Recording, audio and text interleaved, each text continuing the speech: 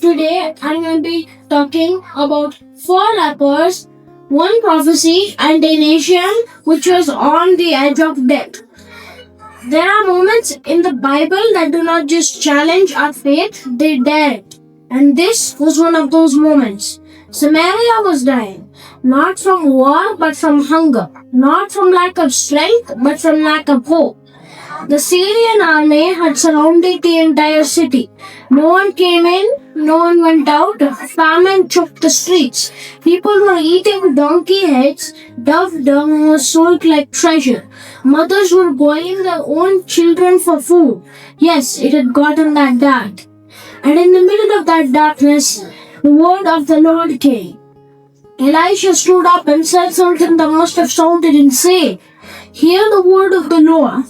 By this time tomorrow food will be cheap and abundant in the gates of this very city.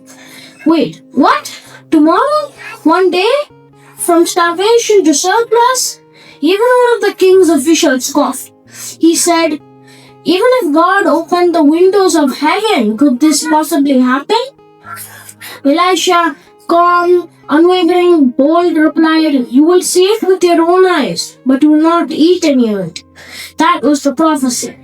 And heaven had already started moving. Meanwhile, outside the city gates were four lepers, outcasts, unwanted, dying.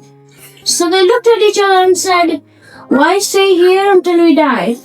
If they stayed, they'd die. If they entered the city, they'd die. But if they went to the enemy's camp, maybe, just maybe, they'd live. It was a risk, a desperate gamble. But sometimes faith moves in the feet, not just the mouth. So they approached the enemy's camp, and when they reached, silence, stillness, not a single soldier in sight. Tents were standing, food was steaming, gold and silver lay untouched. The army gone.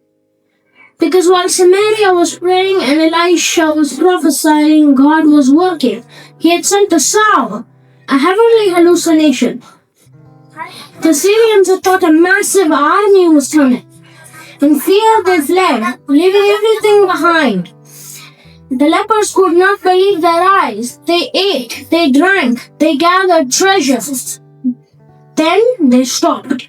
Conviction hit them. This is a day of good news. We cannot stay silent.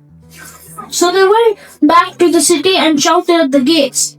And the people poured out to the camp like a flood. Food everywhere. Barley and flour cheap, just like Elisha had said. And what about the doubting official? He saw the miracle happen. He stood at the city gates while the people rushed past him.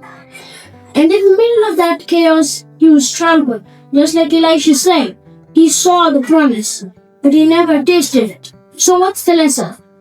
When God speaks, don't scoff, believe. When the situation seems impossible, God doesn't need a lot of time. He just needs obedience. It took 24 hours to turn the famine into a feast.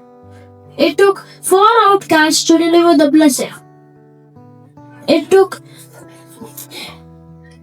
one word from God to change everything. So I'll ask you, what has God spoken that you stop believing?